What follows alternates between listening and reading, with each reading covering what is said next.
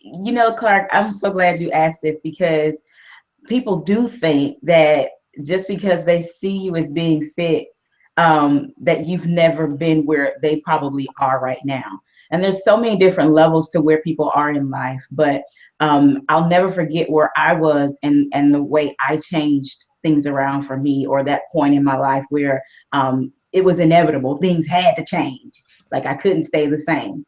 And Mm. so I'll never forget it. I was actually in my bathroom.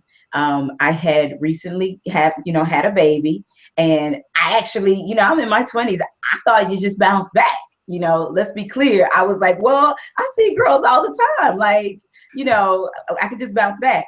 Then it didn't happen overnight. And I waited a few months, still didn't happen.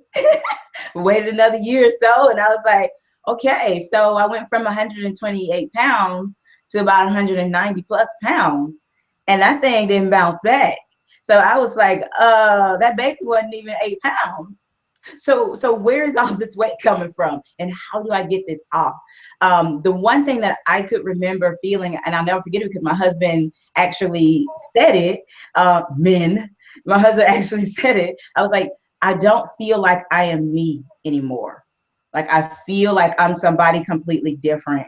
And he didn't really say it that way, but he said, I can't wait till you get back to being you. Now, he probably on the surface just meant the happy, jovial, loving, kind you. But he didn't understand how deeply that resonated with me, because I didn't feel like myself at all. Then I started getting aches, pains, and I was only 27 years old. And I'm like, okay, this is not normal. And I was a girl who was jogging every day. I wasn't lifting weights and things like that, but I was jogging every day. I was really taking care of myself.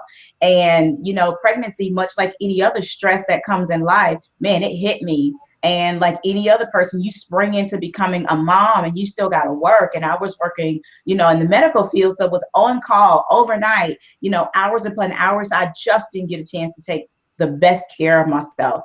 And I feel like all too often we all fall into that hole. So I started to do what anybody tried to do. I tried to dig myself out. What can I take? Who can I go see? What can I pay? What overtime do I need to work to make this happen? And I'll do it by any means necessary. And those things left me more malnourished, not just physically, but mentally, spiritually. And I had to come to grips with myself and say, number one, what do you really want? And number two, how do you intend to get that thing?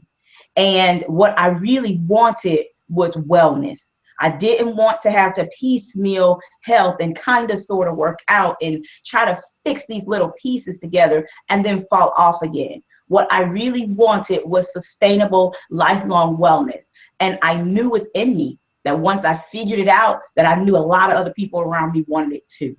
And so that was kind of that moment for me, and having to transition into that every day. I just read more, I study more, I learn more, and there's so many levels to it, and I'm just inspired to be able to give it to other people.